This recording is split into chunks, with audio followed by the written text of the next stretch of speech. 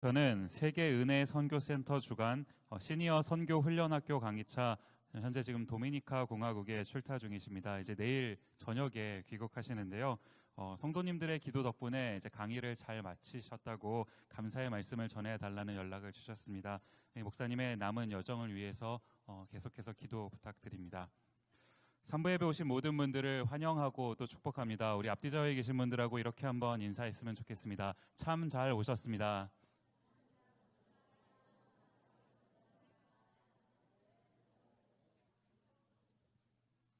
18년 새해가 밝았습니다. 이게 앞에 2000을 빼니까 어감이 영 이상한데요. 네, 아무튼 새해가 밝았습니다. 잘 보내고 계신가요? 네, 정신 차리고 보니까요, 벌써 새해가 밝은 지가 2주가 지난 겁니다. 여러분의 새해는 어떠십니까? 이제 저희가 2주 전에 새해 복 많이 받으세요라는 이제 희망찬 인사와 함께 이제 2018년 새해를 시작을 했는데요. 불과 며칠이 지나지 않아서요. 이제 2주밖에 안 된 거 아닙니까? 근데 벌써 여러 가지 현실의 문제들이 찾아오고 있는 것 아닌가요? 저는 이런 걸 볼 때마다 참 복을 구하지만 문제가 생기는 이 현실이요. 그러는가 하면 또 뭡니까? 현실을 바라보면 문제투성인 것 같은데 그런데도 뭔가요? 그 가운데도 은혜가 있다라는 거예요. 제가 이제 이 부분을 묵상을 하고 있는데 이제 문득 제 마음속에 떠오르는 성경 구절이 하나 있는 겁니다. 그게 뭐냐 하니까 전도서 7장 14절 말씀이요. 형통한 날에는 기뻐하고 공고한 날에는 되돌아보아라. 이 두 가지를 하나님이 병행하게 하사 사람이 그 장래의 일을 능히 헤아려 알지 못하게 하셨느니라. 지금 여기 보시면 하나님께서 이러셨다라는 것 아닙니까? 하나님께서 이것을 통해 우리에게 말씀하시고자 하는 게 뭘까요? 저는 오늘 이런 질문을 한번 염두에 두고 본문 말씀을 같이 한번 살펴봤으면 좋겠는 겁니다. 미국에 있는 오버레이크 교회에 밥 무어헤드 목사님이 쓰신 경우에 합당한 말이라는 책이 있습니다. 이 책에 보면 이제 이 목사님께서 그 책 가운데 우리 시대의 역설이라는 제목으로 이제 글을 쓰신 게 있는데요. 이제 그 내용이 이렇습니다. 제가 잠시 소개를 해드리면요. 건물은 높아졌지만 인격은 더 작아졌다. 고속도로는 넓어졌지만 시야는 더 좁아졌다. 소비는 많아졌지만 더 가난해지고 더 많은 물건을 사지만 기쁨은 줄어들었다. 집은 커졌지만 가족은 더 적어졌다. 더 편리해졌지만 시간은 더 없다. 학력은 높아졌지만 상식은 부족하고 지식은 많아졌지만 판단력은 모자라다. 전문가들은 늘어났지만 문제는 더 많아졌고 약은 많아졌지만 건강은 더 나빠졌다. 너무 분별 없이 소비하고 너무 적게 웃고 너무 빨리 운전하고 너무 성급히 화를 낸다. 너무 많이 마시고 너무 많이 피우며 너무 늦게까지 깨어있고 너무 지쳐서 일어나며 너무 적게 책을 읽고 텔레비전은 너무 많이 본다. 그리고 너무 드물게 기도한다. 가진 것은 몇 배가 되었지만 가치는 더 줄어들었다. 말은 너무 많이 하고 사랑은 적게 하며 거짓말은 너무 자주 한다. 생활비를 버는 법은 배웠지만 어떻게 살 것인가는 잊어버렸고 인생을 사는 시간은 늘어났지만 시간 속에 삶의 의미를 넣는 법은 상실했다. 달에 갔다 왔지만 길을 건너가 이웃을 만나기는 더 힘들어졌다. 우주를 정복했는지는 모르지만 우리 안의 세계는 잃어버렸다.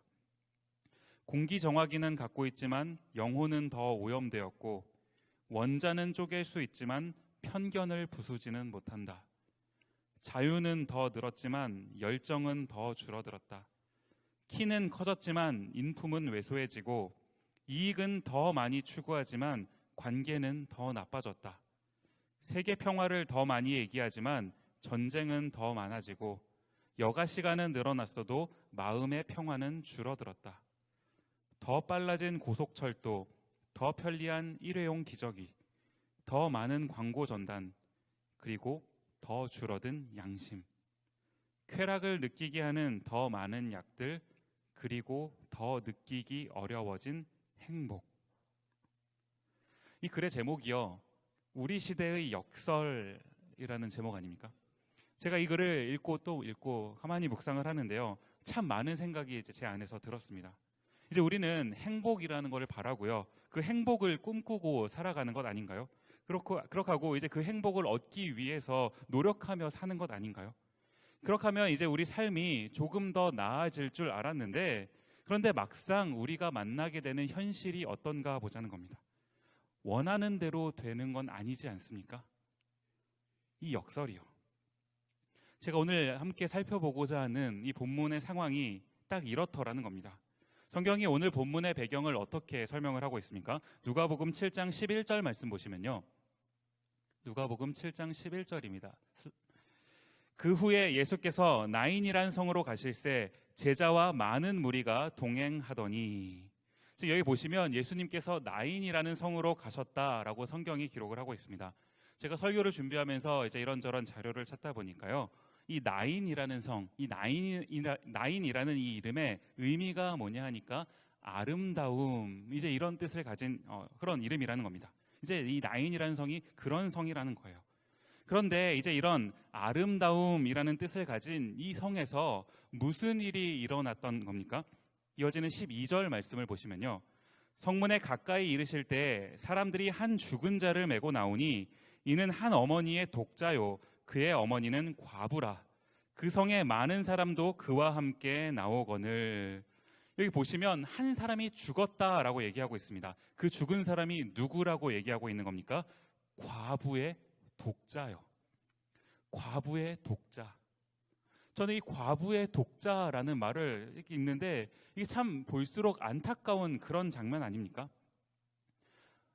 결혼이라는 건요, 제가 이제 디모데를 담당하고 있다 보니까 참 큰 이슈이기도 하고 중요한 문제이죠. 저희 디모데의 모든 청년들의 바람이기도 합니다. 이 결혼은 꿈이잖아요. 꿈과 같은. 모든 사람이 결혼을 통해서 아름다운 가정을 꿈꾸는 것 아닙니까? 행복한 가정이요. 그런 가정, 그런 꿈이요. 그런데 그렇게 시작되었던 결혼 생활이었는데 언제인지 정확하게 알지는 못하겠지만 어느 날 갑자기 남편이 먼저 죽어서 세상을 떠난 겁니다. 요즘 세상에도 혹시 이런 일이 발생한다고 하면 이게 참 어렵고 쉽지 않은 그런 일입니다. 그러나 이 예수님 당시에는 더했다는 거예요. 이 당시에 이제 과부로 산다라는 것은 그 사회에서 이제 밑바닥 인생이 되었다라고 해도 이제 과언이 아닐 정도의 그런 상황이라는 겁니다.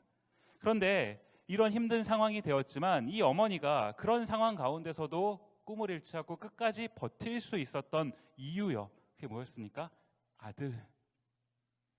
이 하나 있는 아들이 있으니까요. 이 아들 때문에라도, 이 아들 덕분에라도 버티고 견디는 것 아닙니까?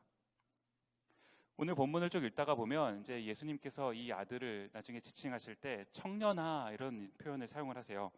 청년아 이렇게 부르는 걸로 봐서는 이 아들이 이제 어린 아들은 아니었던 것 같고 어느 정도 이제 장성한 그런 나이의 아들이었던 걸로 추정이 됩니다. 그렇다면 그 나이까지요. 비록 이 어머니가 자신은 과부였지만 이 하나밖에 없는 이 아들만큼은 한번 잘 키워보겠다고 노력하면서 버티고 견디고 살아왔던 것 아닙니까? 그런데 그 어머니에게 오늘 어떤 일이 또 발생하는 건가요? 그 아들마저 죽어버린 겁니다. 지금 이 여인이 살고 있는 이 세상은요, 나인이라고 하는 세상 아닌가요? 아름답대요. 세상은요, 모두가 다 나 빼고 모두가 다 행복하고 아름답게 살아가고 있는 것처럼 보입니다. 그런데 그 세상 가운데 살고 있는 나는 어떻습니까? 내 인생은 어떤 건가요? 남편도 죽고 이제 유일하게 바라보고 살던 나의 모든 것, 나의 전부였던 이 아들, 그 아들마저도 죽어버린 지금 이 여인의 상황 어떻습니까? 인생에 절망이 찾아온 그런 상황 아닌가요? 제가 설교를 준비하면서 이제 이 부분을 묵상을 하고 있는데 우리가 이제 이런 극단적인 상황까지는 겪지 않는다 하더라도 이제 우리가 인생이라는 것을 살다가 보면은 이와 비슷한 일들을 종종 만나게 되더라는 겁니다. 저는 목사로서요, 제가 섬기고 있는 이 미네소타 한인장로교회 모든 성도님들이 이 2018년 새해에 주님 주시는 정말 그 큰 복이요, 그 큰 복을 받아 누리시기를 정말 간절히 소원합니다. 그런데 그런데요, 가만히 보면 다른 모든 사람들은 다 그런 복을 받아 누리고 사는 것처럼 보이는데 나만 거기서 제외된 것 같은 그런 일들이 펼쳐지는 게 우리가 살고 있는 현실 아닙니까? 누구한테도 말하지 못하는 그런 아픔이 찾아오고요. 내가 굳게 믿고 있었던 그 한 가지가 막혀버리고, 그러니까 이제 앞이 캄캄해지는 것 아닙니까? 우리에게 이런 일들이 생기더라는 거예요.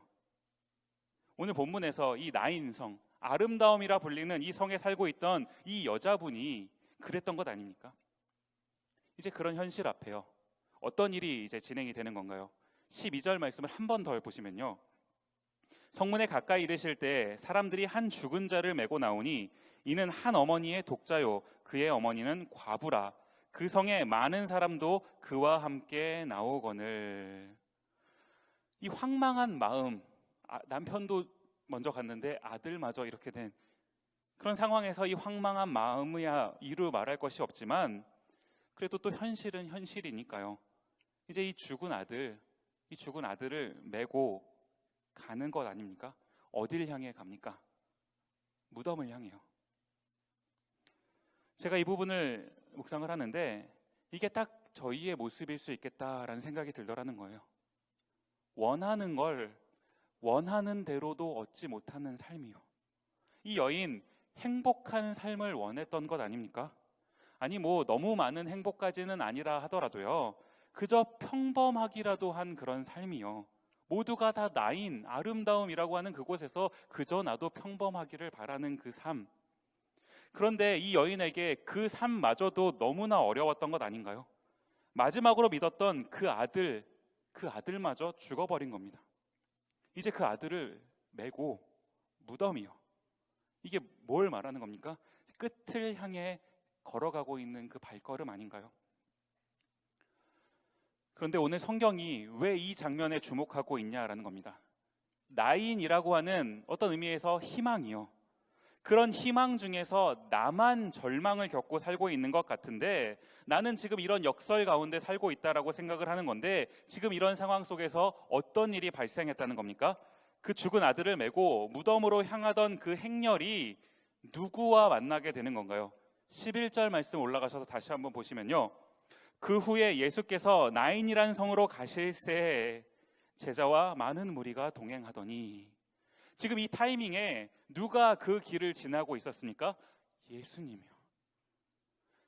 이 장면이요, 여러분 이 장면을 한번 보시면 정말 너무나 절묘한 그런 장면 아닙니까?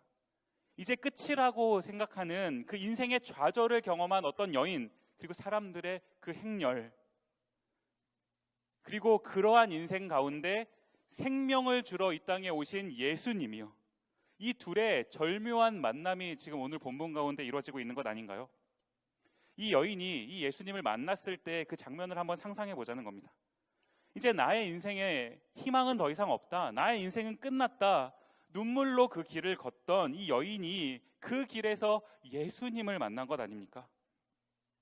제가 이 장면을 이제 주목해서 보는데요, 오늘 본문을 기록한 누가요, 이 누가가 이 예수님의 행동을 세심하게 기록한 그런 표현이 등장하더라는 겁니다. 뭐냐 하니까 7장 14절 말씀이요, 가까이 가서 그 관에 손을 대시니 맨 자들이 서는지라.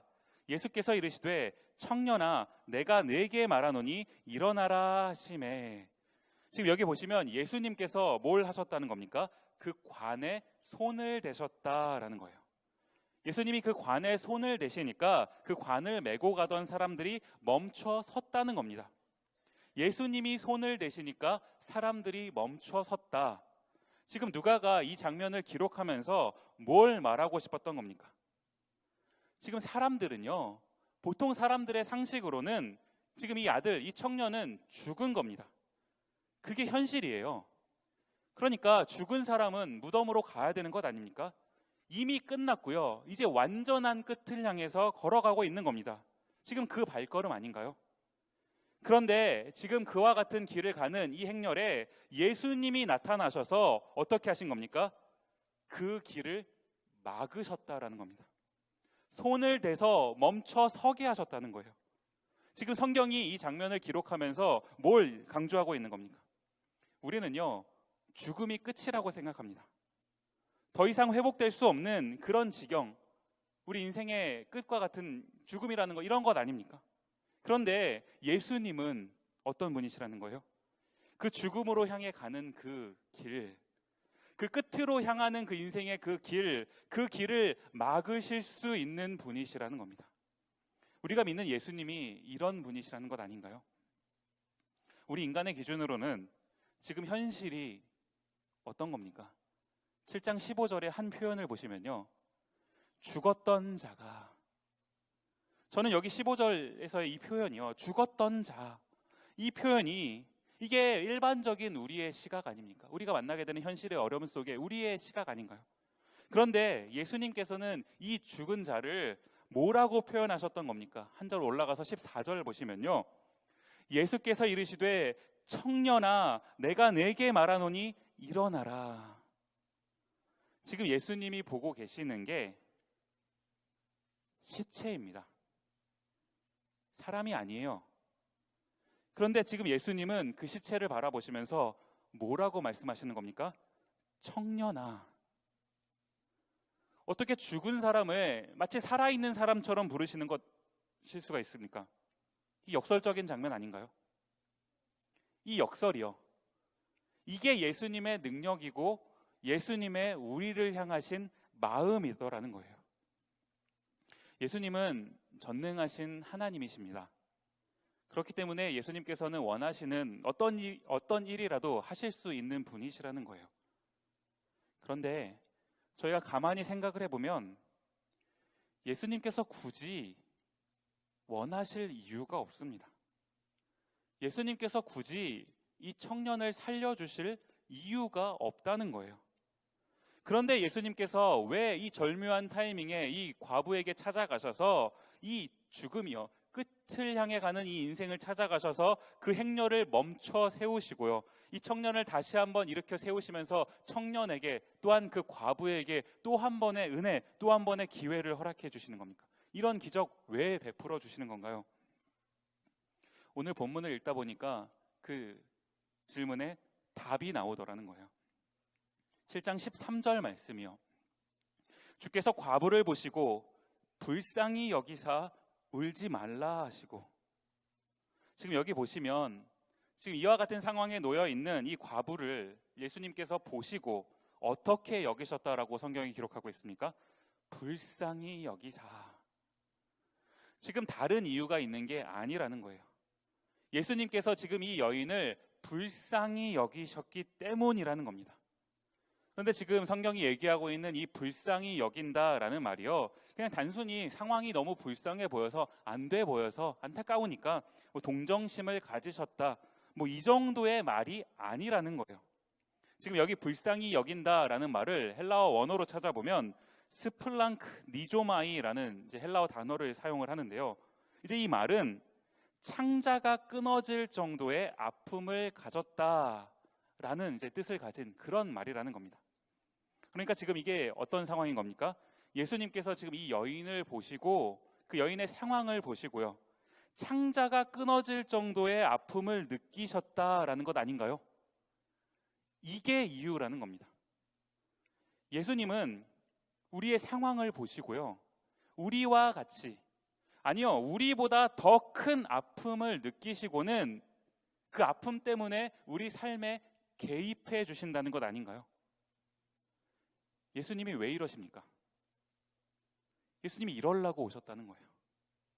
마태복음 4장 23절에 보시면 이런 기록이 있습니다. 예수께서 온 갈릴리에 두루 다니사 저희 회당에서 가르치시며 천국 복음을 전파하시며, 그 다음 보시면 백성 중에 모든 병과 모든 약한 것을 고치시니.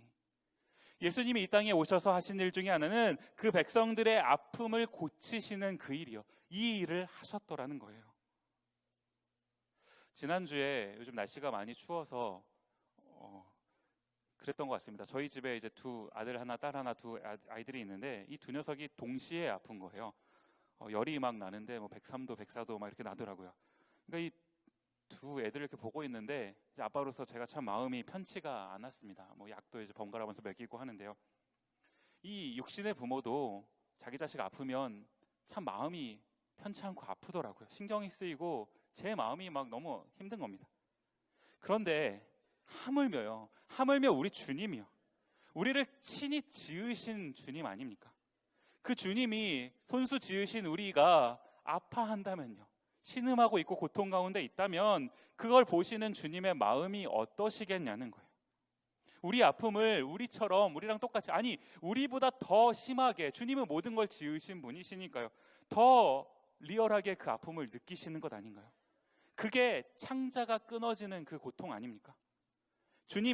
우리 주님이 그런 마음으로 우리를 대해 주신다는 것 아닌가요? 그럼 이제 이런 주님이 우리에게 뭘 하라고 요구하시는 겁니까? 제가 오늘 설교를 준비하면서요, 오늘 설교의 제목을 울지 말라라고 지어봤습니다. 이게 오늘 본문 13절에 나오는 표현이에요. 오늘 13절 말씀을 다시 가서 보시면요, 주께서 과부를 보시고 불쌍히 여기사 울지 말라 하시고, 지금 이 여인의 상황 우리가 잘 알고 있지 않습니까? 자신의 상황이 너무 힘들고 답답해서 눈물을 흘리고 있는 이 여인에게 예수님께서 갑자기 찾아가셔서는 너무 매정하게, 차갑게 울지 마라, 그만 울어라. 우리 주님 이렇게 말씀하고 계시는 건가요? 제가 설교를 준비하면서 이 부분을 읽고 또 읽고 묵상하고 또 묵상하는데 제 마음속에 드는 생각이 뭐냐 하니까요, 이 울지 말라라는 이 예수님의 말씀이요, 이 울지 말라라고 하는 이 따뜻한 그 위로요, 말뿐인 위로가 아니라 실제로 너의 그 상황을 고쳐줄 그 진짜 위로를 내가 해줄 테니 나한테 와서 울어라. 저는 예수님의 이 말씀이 자꾸 이렇게 읽히더라는 겁니다. 우리가 살다가 보면요, 힘든 일을 만나게 되는 것 아닙니까? 2주 전에 2018년을 힘차게 시작을 했지만 이제 우리가 다양한 일들을 겪게 될 겁니다. 제가 저주를 하는 게 아니라요, 우리의 삶이 원래 그런 것 아닙니까? 그러니까 이제 우리가 새해에는요, 신년 감사 예배 드리면서 기도도 하고 결단도 하고, 우리가 뭐라고 결단했습니까? 주님, 2018년을 주님께 맡겨드립니다. 주님 신뢰합니다. 주님을 신뢰합니다. 그렇게 하고 시작을 했던 2018년인데 살다가 어려움을 만나면요, 어떻게 됩니까? 주님 신뢰합니다. 이거 어디 가버려고 주님 신뢰합니다. 주님 신뢰합니다 하면서 점점 주님과 멀어져 가는 거, 이게 우리 삶 아닙니까? 문제가 생기면 어떻게 해야 되는 건가요? 우리가 한번 기억을 더듬어 보자는 겁니다. 우리가 하나님 앞에 통곡하며 기도했던, 눈물로 하나님께 아뢰던 그 기억이 언제 있으셨습니까? 우리가 너무 고상한 신앙생활만 하다가 보니까요, 하나님 앞에서 우는 이 일을 잊어버린 것 아닌가요? 주님은요, 이런 상황을 겪고 있는 우리를 보시고 창자가 끊어질 정도의 아픔을 느끼고 계시다라고 하는데, 정작 그런 상황을 살고 있는 우리는요, 아무렇지 않은 척, 고상한 척, 그렇게 하고 교회에 나오는 것 아닙니까? 저는 이 2018년에 우리 모두가 이 눈물이 회복될 수 있기를 바랍니다. 하나님 앞에서 우는 일이요, 작든 크든 인생을 살다가 만나는 그 문제를 가지고 주님 앞에 나오는 거예요. 매 예배 때마다 하나님, 제가 문제를 가지고 왔습니다. 이 문제를 받으시고 하나님 나를 위로하여 주옵소서, 하나님께 눈물로 아뢰는 이 일이요. 그럴 때 우리 주님, 울지 마라, 내가 너의 눈물을 닦아주겠다. 실제로 답을 주시는 주님이요, 우리를 위로하시는 그 위로의 하나님, 그 하나님을 경험하실 수 있는 2018년이 되시기를 간절히 소망합니다. 저는 오늘 설교를 마무리하면서 이 찬양을 함께 고백을 했으면 좋겠는데요, 반주를 부탁을 드립니다. 주 은혜임을 이라는 찬양인데, 이 찬양의 가사를 보시면요, 이렇습니다. 주 나의 모습 보네. 어떤 모습입니까? 상한 나의 마음 보시네. 이게 우리 현실 아닙니까? 희망을 기대하고 살아가지만 그 희망 속에서 상해버리는 나의 마음이요, 이게 우리의 겪는 현실 아닌가요? 거기서 우리는 눈물을 흘립니다. 그러나 그 눈물 누가 아십니까? 우리 주님이 아신다는 거예요. 그러니까요, 우리가 겪는 세상 가운데서 세상 소망이 다 사라져 가버려도 우리의 눈물을 아시는 그 주님, 우리 아버지가 되시는 그 주님, 우리를 창조하신, 우리와 함께 아파하시는, 창자가 끊어질 정도의 고통으로 우리를 아파하시는 그 주님이 사랑으로 우리를 인도하시는 것 아닙니까? 그러니까 힘들어도 우리 인생이 어떻게 고백되는 겁니까? 살아가는 이 모든 순간이 주 은혜임을 나는 믿네. 우리의 인생이 이런 고백이 되는 것 아닌가요? 우리 이 찬양이 조금 낯설으신 분들도 계실 텐데요, 함께 찬양을 부르실 수 있는 분들은 부르셔도 좋겠고, 찬양이 좀 낯설어서 부르기 어려우신 분들 계시면 가사를 한번 한 구절 한 구절 묵상해 보시겠습니까? 함께 이 찬양을 부르면서 우리의 고백을 하나님께 드리고 또 주님의 위로를 받아 누리는 시간 됐으면 좋겠습니다. 함께 찬양합니다. 주 나의 모습 보네. 주 나의 모습 보네. 어떤 모습입니까? 상한 나의 마음 보시네. 상한 나의 마음 보시네. 주 나의 눈물 안에, 주 나의 눈물 안에 홀로 울던 맘 아시네. 홀로 울던 맘 아시. 이렇게 고백할까요? 주 사랑 내게 있네. 주 사랑 내게 있네. 우리 주님의 사랑이요, 그 사랑이 날 채우네. 그 사랑이 날 채우네. 주 은혜 내게 있네. 주 은혜 내게 있네. 그 은혜로 날 세우네. 그 은혜로 날 세우네. 세상 소망 다 사라져가도, 세상 소망 다 사라져가 주의 사랑은 끝이 없으니, 사랑은 끝이, 살아가는 이 모든 순간이, 살아가는 이 모든 순간 주 은혜임을 나는 믿네. 나는 믿네.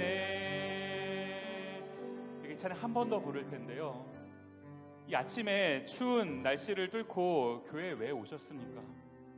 우리 주님 만나러 오신 것 아닌가요? 언제까지 우리 아버지 되시는 하나님 앞에서 고상한 척, 나는 아무렇지 않은 척 하시겠습니까? 주님, 이 힘든 마음을 주님 앞에 가지고 왔습니다. 나의 인생, 다른 사람들은 모르겠어요, 힘차게 살아가는 것 같은데 나는 너무 힘듭니다. 하나님, 나의 인생의 짐을 가지고 왔습니다. 주님, 이 인생의 짐을 받아주시고 나의 눈물을 닦아주옵소서. 하나님, 나에게 은혜를 베풀어 주옵소서. 이 은혜를 누리시고 돌아가셔야 되는 것 아닙니까? 힘들게 오셨는데요, 어렵게 오셨는데 그냥 그렇게 하고 돌아가시겠습니까? 하나님을 만나시고 하나님의 따뜻한 그 터치요, 하나님의 그 위로하심, 나의 눈물을 닦아주시는 그 주님의 진짜 위로요, 세상에서는 경험해보지 못했던 그 진짜 위로, 이 시간 그 위로를 받으시지 않겠습니까? 한 번 더 이 찬양 고백할 때 그 위로가 우리 삶에, 우리 마음에 찾아오기를 원합니다. 우리 한 번 더 이 찬양을 고백하며 하나님께 찬양 드리도록 하겠습니다. 주 나의 모습 보네. 주 나의 모습 보네. 상한 나의 맘 보시네. 상한 나의 맘 보시네. 주 나의 눈물 안에, 주 나의 눈물 안에 홀로 울던 맘 아시네. 홀로 울던 맘 아시네. 주 사랑 내게 있네. 주 사랑 내게 있네. 그 사랑이 날 채우네.